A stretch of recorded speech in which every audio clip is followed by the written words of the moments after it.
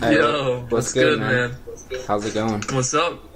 Good. Good. How you doing? Good. Yeah, I was just trying to I mean, figure out what your first name is. I realized I hadn't figured that out yet. It's not on your profile, It's nothing. Patrick. Patrick. All right, cool. Nah, it's all good. Patrick. Yeah. Nice to meet you, dude. What's Alright. up? Yeah, nice to meet you too, man. Thanks for friggin' getting me this far. Jeez, I wouldn't have even been in this position without you, bro. Dude, So appreciate it. For sure. I'm stoked that you like got back to me and showed me that like you're doing it and making sales and stuff. Like, I was like, oh man, Hell yeah. if he gets it and he doesn't let me know, I'm gonna be bummed about that. But, so I was glad you hit me up and you're like, dude, it's working. So I'm Hell stoked for you, yeah. dude. It's a crazy process because you don't like fully believe until you see it. You know what I mean? Yeah. At least that's what it was for me. Like there was always that little like tiny speck of doubt in it until I actually saw it worked. But now that I see it, I'm like, damn, I just want to keep going. Yeah, and doesn't it, now that it has worked, isn't it like, oh, this is actually quite a bit easier than I was thinking it all was? Does it felt like that? 100%. It's Yeah. just all about getting to that like point where you're there, and then it's just like smooth sailing from there. Yeah, 100% agree. And then looking forward, like at the next product, it's like not even a question of like if it's possible or like it's just like confidence is there. You know how to do it, and it's just like, all right, let's rinse and repeat, basically. Yeah, for sure. It's sick. I'm happy I came across it.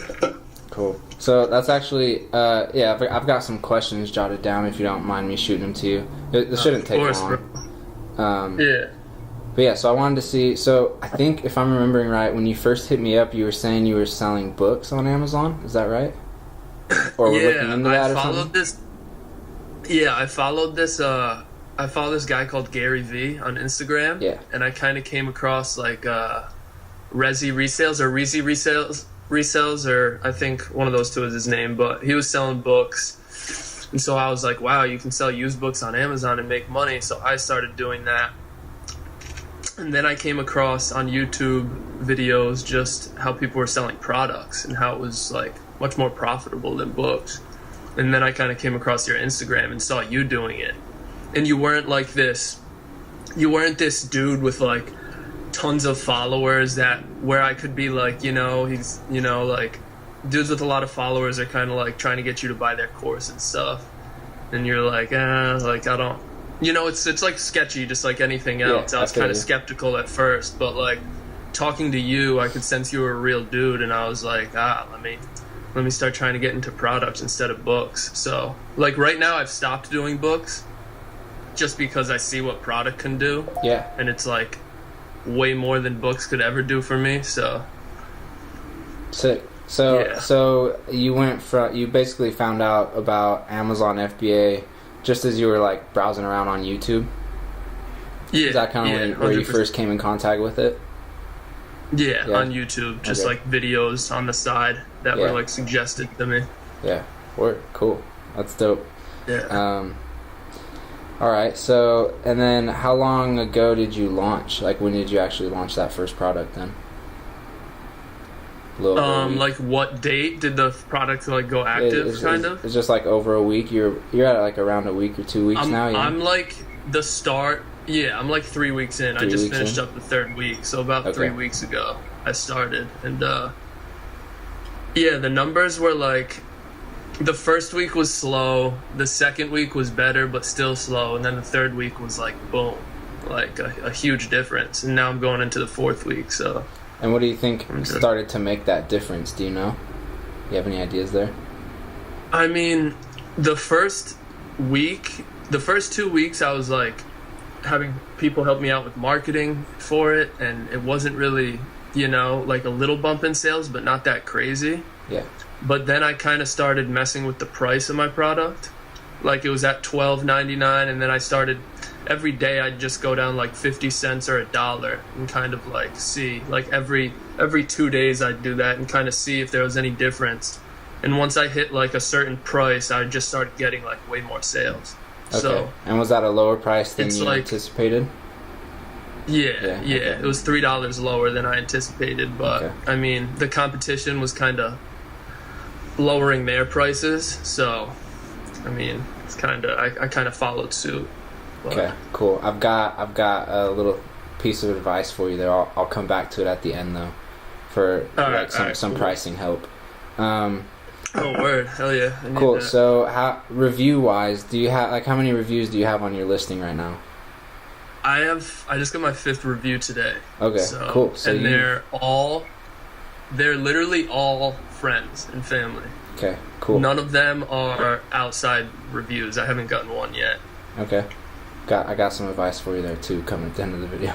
But so you got five reviews and you've hit 50 sales a day? Yeah, I sold 60 last night. 60 last night?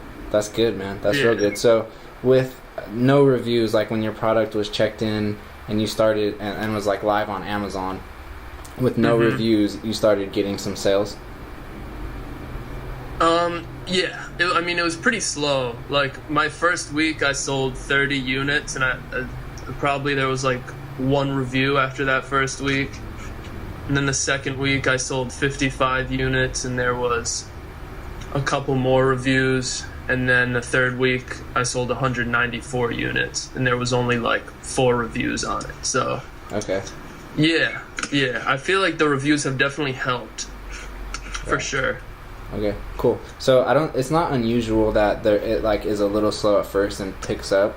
But yeah, usually, at least from what I've seen, it's reviews that, reviews and sales. So you've got to obviously get some sales, but then once you have like a couple sales happening and you get a 5-star review that hits and then another one and start getting some reviews coming, that's where I've seen like things really start to take off. But yeah, sounds like you researched and found a product that was, high enough demand, low enough competition that you actually were able to get in there. Even though it was minimal sales, you were actually able to start capturing some even before you got, even a handful of reviews on there. So that's good. To me, that's evidence of good product research. High demand, low competition. True. I never. Yeah. Yeah, that's what you told me. High sales, low competition. Yeah, so that's what I was looking for. Jungle Scout. That's the way to do it. That actually leads me to my next question, which is, so, what would you say was the most important step along the way to like where you're at now, making sales profitably and everything?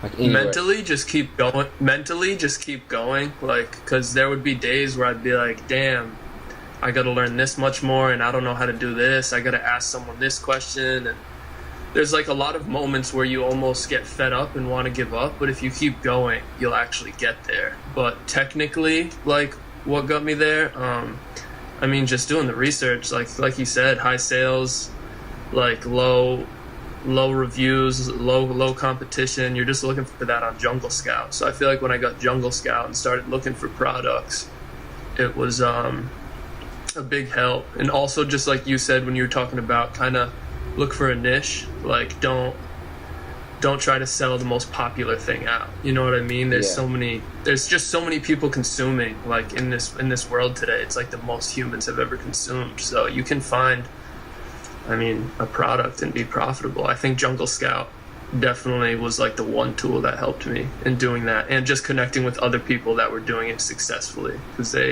without them I wouldn't have been to the point where I am right now. Word. And did you do any research without Jungle Scout, or did you get Jungle Scout and that's where you started your research? I also use Merchant Words. Okay. merchantwords.com. You kind of just type in a word. I can type in baby and it'll come up with from the most searches to the least, so I kind of use that just to gauge how many people are searching what, and to also gauge, month by month, are people searching the product I'm selling less, or are people searching it more? You know what I mean? So I can kind of gauge if I'm trending down or up. Word. Kind of. So yeah. Okay, cool. And then what would be like if if someone comes up to you like, hey, I'm interested in Amazon FBA, what's your number one advice or number one tip? What would that be? Besides talk to Alex, let me think. I'd just say get Jungle Scout and start looking for products with high sales. low competition, low reviews. I mean, I've already put up, like, a couple of my friends kind of asked me because they were interested in what I was doing, and I showed them. I gave them my Jungle Scout. Like, they use my Jungle Scout.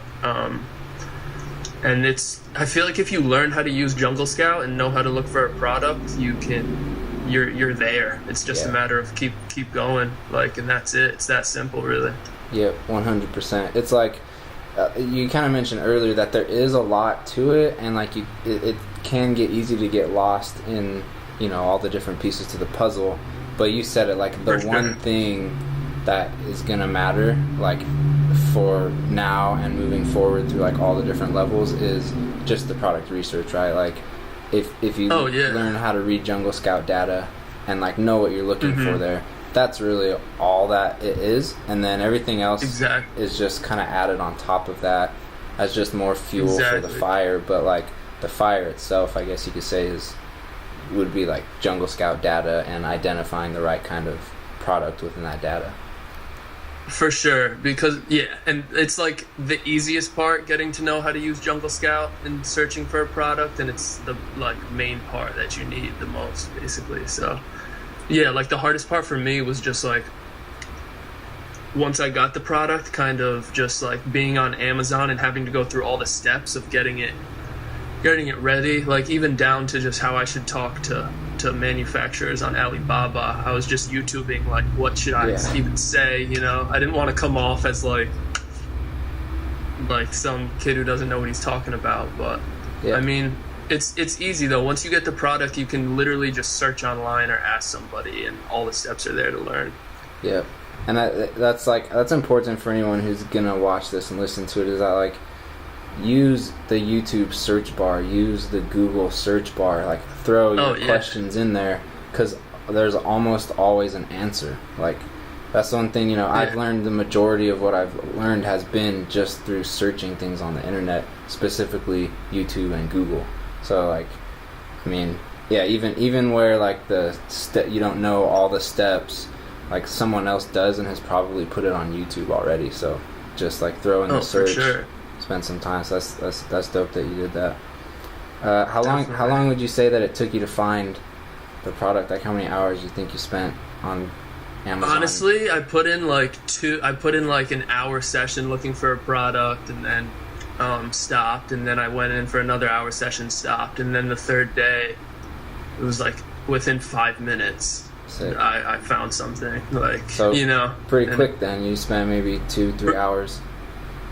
Yeah, pretty quick. Yeah, if I just did it for one day for 3 hours, I'd probably, you know. Yeah. I mean, it's different for everybody, but it's just a matter of keep looking, and you're gonna find the product. Yeah. Whether it takes 3 hours or 50 hours, like, it doesn't matter. All that matters is finding the product, and the time that you put in to find it will be worth it in the end.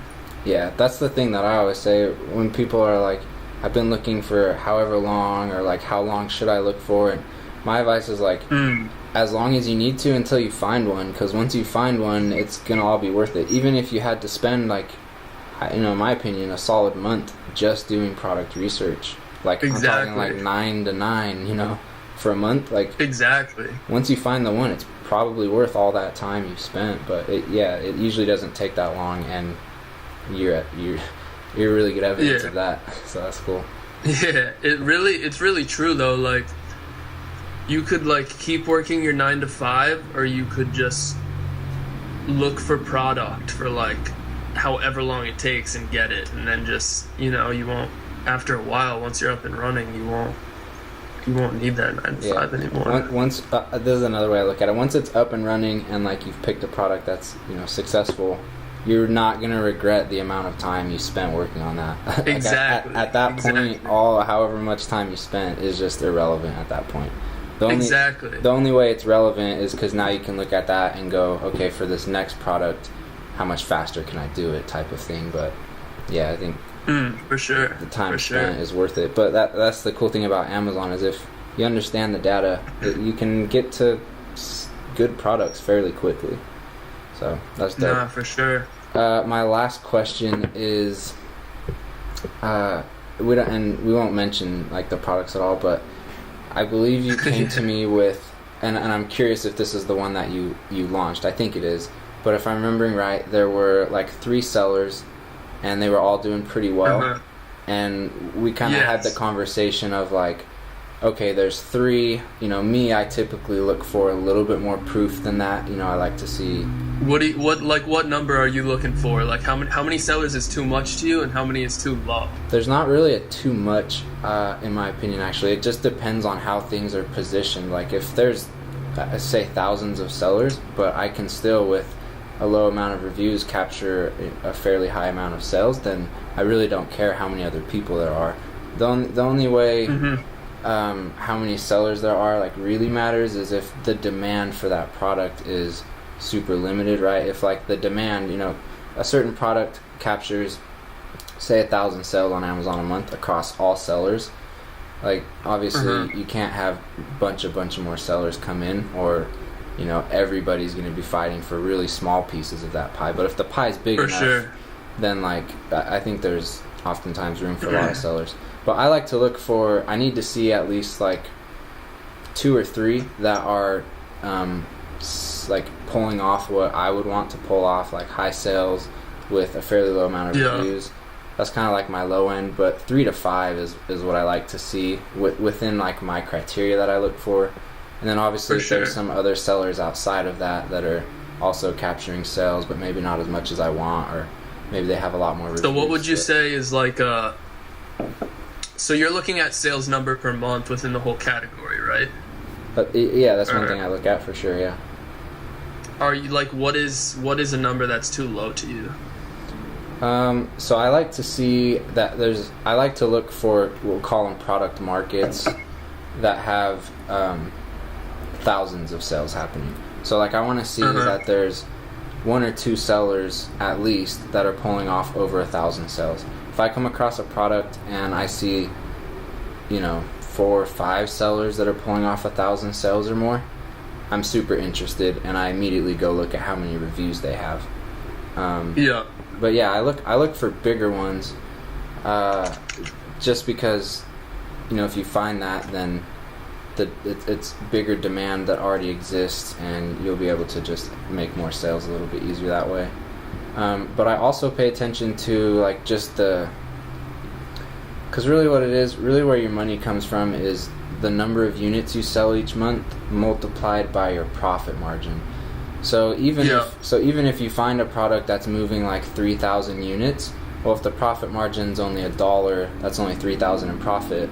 You can find a product that's moving 1,000 units at a $10 margin, and you're making 10,000 in profit. So it's just like I don't like when people are like super strict about criteria. I think it's good to have the right guidelines and everything, but then also like I like to keep it like completely flexible to play around with those numbers. And so even if I see a product that's, you know, like I said, I look for thousands and thousands, but if I see a product or product market that's like 400, 500 sales, 700 sales, depending on the profit margin, I might still be really interested in that, right? But the main home runs I look for is like 1,000 sales and up is possible for me, which means probably in that market there's, I don't know, anywhere from 3, 4 to 10,000 sales or more happening on that product. And then you know, if I can get it close to a $10 profit margin, that's just a lot of money there. So that's what I try and find. Now, what are your thoughts on, I'm just thinking of questions off the top of the head that I have for you. What are your thoughts on, like, because I've come across searching before and seen people with low reviews doing really well and people with low reviews not doing well. And it's basically the same not the same product, but very similar. And I'm kind of wondering, why is that person doing well and that person not? Yeah. So will you stay away from situations like that, or do you kind of know how the person is? Depends. Making more than another person. If I can figure out how they're making more, like why they're making more than the other person, then that doesn't really like scare me off. But if I can't figure out why, and like I just can't, then that just leaves like a little bit too much risk there for me. Yeah, just because like if I can't quite figure it out, then, you know, I don't know exactly how to execute, right? Yeah. So I look for ones that. Yeah, I don't know. Did that answer your question? Yeah. It does. Cool. For sure.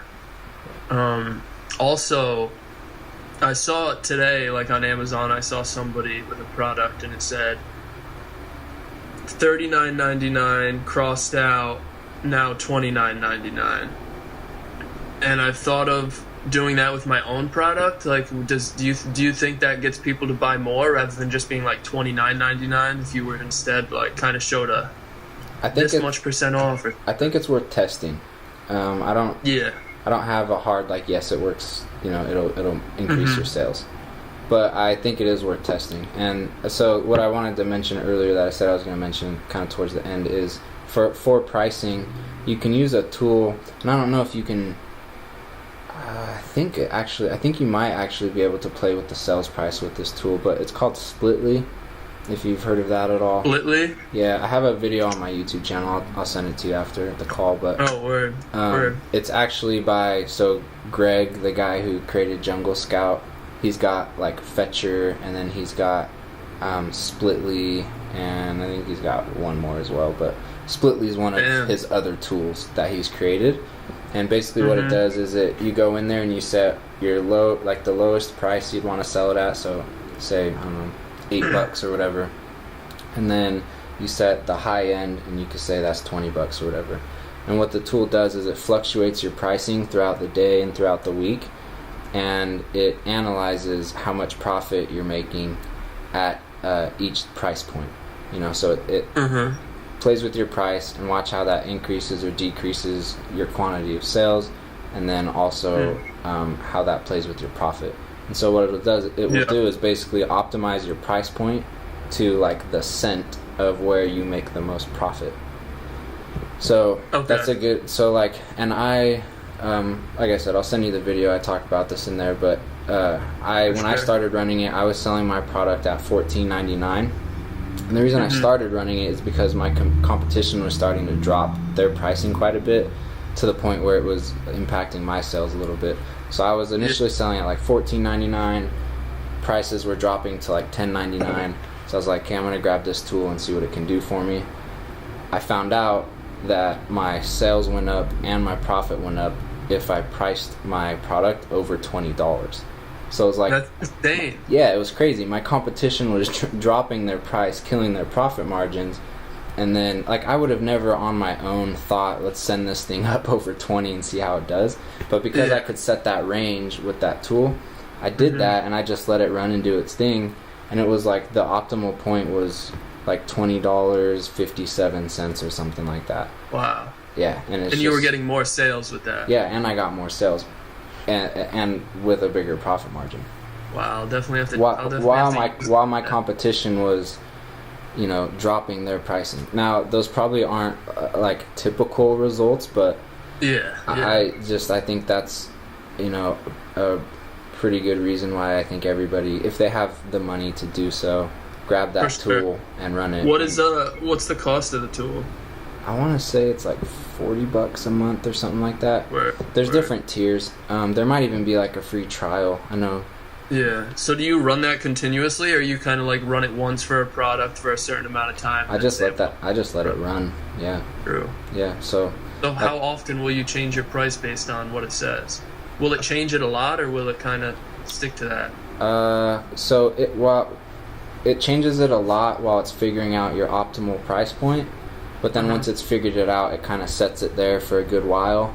And then it'll test it like a little bit every now and again. Or if like your sales drop a lot, it notices that, and then it'll be like, okay, your sales have dropped, let's play with the price a little bit. It actually uses some artificial intelligence, so it's a pretty smart little tool. Yeah, I'll have to use that. I'd be interested to see if I can. I mean, if I can up my profit margin, why not? Yeah, you know? Yeah, exactly. And if you're making it should work out to at least like, even if you have to pay for it a little bit. I mean, you're making some sales now, so. Now, what did you What was your theory for the range you set on Splitly price wise? Did you just look at the guy selling the highest price and the one selling the lowest and put it as that? Or? Pretty much, yeah. I think I went like a little bit higher than the highest price and a little bit lower than the lowest price, and yeah, just let it run. Word. I'll have to use that for sure. How many products are you on right now, bro? I actually just have one right now. So if you, so if you've watched my videos, so mainly it was so basically my 2017 sales came from 2 products, but I got it in, I think it was September. Amazon took one of them down. Super big. What? Yeah, it was a fire product too, like just insane. Damn, that sucks. It was there was I moved like well over 10,000 units, and there was one like safety complaint that came back to Amazon. It was an electronic, and I guess like it kind of like short circuited or something like that, like kind of like a little poof happened, and the customer, and they just shut it down. Yeah, the customer filed a safety complaint, and it just, Amazon shut it down. That sucks, dude. So yeah, pretty brutal. I guess that's one of the horror stories that, but like it's really like a big Are you bummer. like anti-electronic now or no? What's that? Are you anti-electronic now after that or no? No, I just I guess no, because my other product is also electronic. So True. But no, I'm not anti. Just maybe, I don't know, approach it a little bit differently. I don't know. That's hard though. Like it was just, I think the answer to that is I'm not scared because I still made a killing off of that product. Like even though they took it down and it's gone, you could sell 10,000 units again, and they could take it down, and you could, and cool. Like, you're already made so much money. So like if you were to ask me like, would you go back and do that same product again, knowing it would get taken down? Yeah, absolutely. Like it was like not. It was really no, like hardly any research at all to find that one. It was like $1 a unit, and so it was easy to get up, and like immediately it started selling like fire. And so like I would instantly do that all over again. And if someone was like, hey, here's a similar product, but they're gonna take it down 10 months from now, I'd say okay, like let's hell yeah. fire it up those 10 months. Yeah, right. Yeah. So yeah. Did you go to college and stuff or no? Yeah, I went to I was like 5 classes short of graduating, and I dropped out. Word. Yeah. So I didn't finish. It was like 2.5 years into it. I basically like launched my first Kickstarter campaign, and that dude, you're nice at Kickstarter. I see the numbers you do on Kickstarter. Yeah, Kickstarter is a cool little tool, and that one I just kind of I had a friend who did one, and like for a client, and then afterwards he's like, hey, I think you can do this kind of thing too. And so learned it and went from there and just worked and have kept doing it. But basically when I figured out that, like, I was like, I had that first success, and I was like, oh, that's interesting. Like I might be able to actually do this, like do this. And at that same time, like school wasn't teaching me how to do those things. And so I was kind of seeing this, like, I don't know, this difference of like, okay, school's supposed to be teaching me how to do this stuff. Yeah. But it's not. Like, it's not even making me aware of Kickstarter. Like, I just found that, like, stumbled into that on my own kind of a thing. And so, like, I did 1 or 2 more of those, and I was like, okay. And I learned Facebook advertising in the mix of that, and, like, generated money that way. And pretty much after, like, a few successes with that type of stuff, I was like, oh, the school's really not teaching me this. And apparently I could do it, so I'm going to go hard at it. And then I found out about Amazon FBA, and I just like fell in love with that business model. And I was like, let's do that. That sounds pretty dope. Right. So yeah, I mean, did the school thing, and I would probably do it again because I did learn some cool things in school. But yeah, there just came a point where it was like I wasn't learning what I needed to from school, and was learning those things just off of like the internet. Yeah. And so I just saw that things weren't like adding up, and like I was paying for my own school and stuff, so I was like, I'm gonna go spend my money on internet businesses and do stuff with that. So yeah, it's crazy because since like high school I was Googling like so much throughout my years, because I went to college too. So even from high school to after college, there was always like every month I'd always be Googling online like how to make money online, because I knew the opportunity was there, you know. But I'd always come across like bullshit, like do surveys for 20 cents each, and then eventually, or just it'd be like, oh, dude, be a dog, walk people's dogs, and it just like stupid stuff. But I once I saw Amazon FBA, I was like, damn, this is like I feel like this is a real thing, you know. And people I was telling it about were like skeptical about it, but I was like, nah. Like, I'm going to show you it's a real thing. What made it feel real for you? Because I felt that at first, like, when someone first explained it to me, I was like, really? And then as I, like, understood it, I was like, yeah, that is legit. Like, why not? Like, that's... Yeah. So, like, what made it real for you? I mean, when I first saw the books and, like, Reezy Resales doing the books, he just seemed genuine. Like in what he was doing, and he genuinely wanted to help people, like, and be like, this is a real opportunity. And I reached out to him on Instagram DM, and he would like respond to my messages. So I felt like he really was trying. I felt like it was just like, I feel like I'm a pretty good judger of seeing whether something's like a scam and someone's trying to take advantage of you, or if something's like genuine and real. Yeah. And I felt like so far the people in the Amazon FBA community, I've just seen like nothing but genuine people that are actually trying to help other people. Word. So that was just like a feeling I had. I don't know, judgment of character, I guess, of the people doing it. So yeah, I guess that's what made it feel real to me. And then it really felt real once now, you know, now that I'm doing it.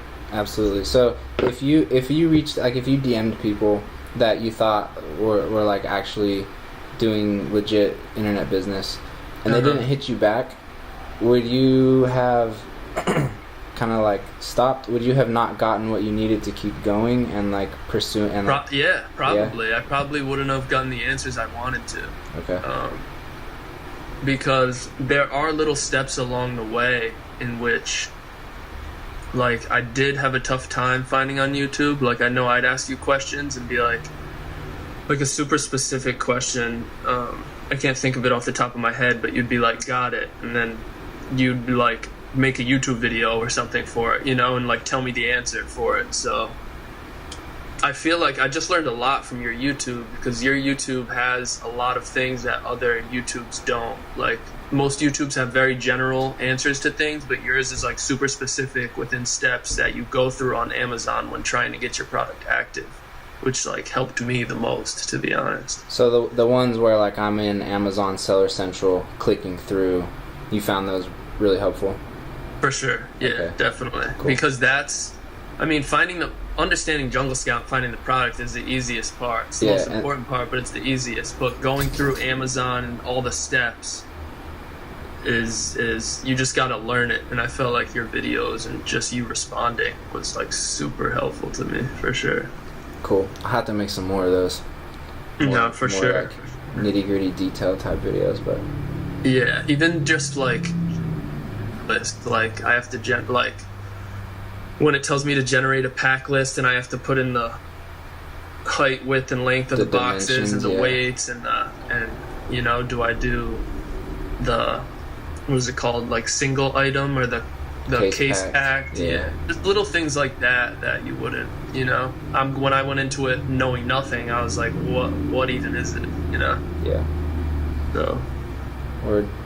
Well, cool, man. That's all I've got. If you've got more questions or anything, feel free to shoot them. But I mean, I'm just what stage were you after you got your first product? Do you have any advice for when like a good time to get your second product is, or even like how long did your products last? What was the shelf life of them? Well, one of them's still going, so it's at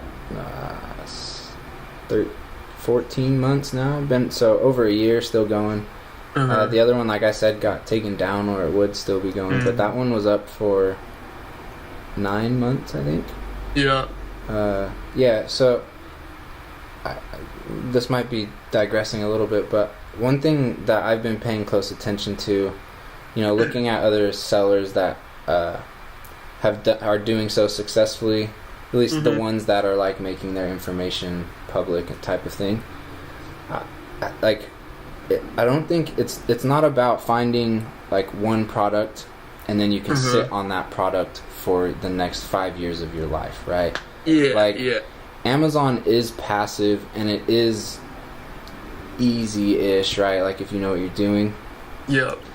But I think some people are getting lost in the idea that you can like find one and you're good, or like which that is true, but if you look at all the people who have been successfully selling on Amazon for multiple years, and even the ones that like just for like a solid year have been making good sales on Amazon, they almost always have launched multiple products, right? And it's like even a lot of them have launched several failed products, but within that find one that's a winner or two that win, and then you keep running with those and ditch the other ones, right? So I think that's just like an important piece to like the Amazon mindset. If you actually want it to be a viable business year after year after year, like you got to be on your game. I think you've got to stay hunting, like because products can drop off for a lot of different reasons, and there's products that will sell for 5 years or 10 years or whatever. For sure. If you get one of those, then great. But just the chances are pretty slim. The chances are a lot higher that like your product's only going to sell for a year or two, or something's going to happen, or competition's going to, like, things can change. So I think it's important to, always be looking and trying to add in like a new one to answer your question pretty much as soon as you can. And once you get the money too. And I'm not even the best example of that, because like I haven't been like super duper motivated to be adding more and more products, just because like I do some like Amazon's not the main thing I do. That is something like that's one of my 2018 goals, is like, all right, let's I hit like over 300K now, but really like to see that clear quite a bit more than that if I can in 2018, right? So So what's like the most? This might be a super personal question, but I mean, I would answer it just because I don't care. But like, what's the most profit you've made in a year off Amazon? Well, I've only sold 1 year on Amazon. Oh, so like, what's profit you've made? 30. So like roughly a 30% profit margin. So if you take, I think I ended up at roughly 280K. So that's roughly a little over 80K. That's fine, man. And that was like Amazon wise, 2017. The truth is, like, I didn't work really at all. Like my products. December 2016 is when I started, and basically 2017, like they were up and running for 2017. So it was just like keep them in stock, optimize them every now and again. But yeah, like 2017 Amazon was, and that's probably why I didn't really wasn't die hard about, all right, let's go get another one. I should have been, but yeah. I'm kind of looking for. I'm on Jungle Scout like right now, just looking for products, just to kind of, because once your product's up, there's not much. I mean, there's not much else to do. I feel like you can market it, you can find the optimal price, you can continue to optimize your listing, but I mean, once it's up, and it's just making money. Yep. And then, really the main way to scale your Amazon business is add another product, sell another product. That's the main way to do it. You can try, taking your product, putting it up on your own Shopify website, running Facebook ads, and that might work. But yeah, just the easiest, most efficient way. Actually, Greg, the Jungle Scout guy, I actually heard him say this once. Someone asked him, he just said it's more efficient to launch a new product on Amazon using FBA than taking one of your current products, building out a website, running Facebook traffic, doing email. He's just like, and he's been doing this for a bit now, so I'm sure he pretty thoroughly tested that and has even down to the dollar and cent and hour and minute And so, do you do any Facebook advertising at all, or no? Not for Amazon, no. For True. other stuff that I do, yeah. But Amazon, I have done it. I did that. I experimented with building a Shopify website, and it's pretty slick because you can still drop ship through Amazon, so you don't have to like change your shipping at all. You just have to run the Facebook ads to your website, and it worked, but it wasn't anything like crazy. It wasn't anything that made me want to continue. Yeah. Yeah. But that will depend a lot on the product, right? Because some of these products are like on Amazon, or I don't know, just like some might work well running Facebook ads, and like people on Facebook might be like, oh yeah, what's that product? But some like just probably aren't that type of product that would work well in a Facebook ad. But yeah, I felt like optimizing the price of your item. I just saw way more sales increase when I just optimized the price of my item rather than like Facebook advertising or any type of marketing, really. It's kind of like the traffic's already coming to you if you pick the right product. So advertising is only gonna, it's not like if you advertise so great it's gonna like go through the roof or something. But the through the roof is in the product research. Exactly. Like a lot of your videos, even on Instagram and YouTube, you're just like product is king, which is the most true statement ever. Good product, it's gonna sell no matter how little or how much advertising you do for it. Yep, exactly. Definitely look up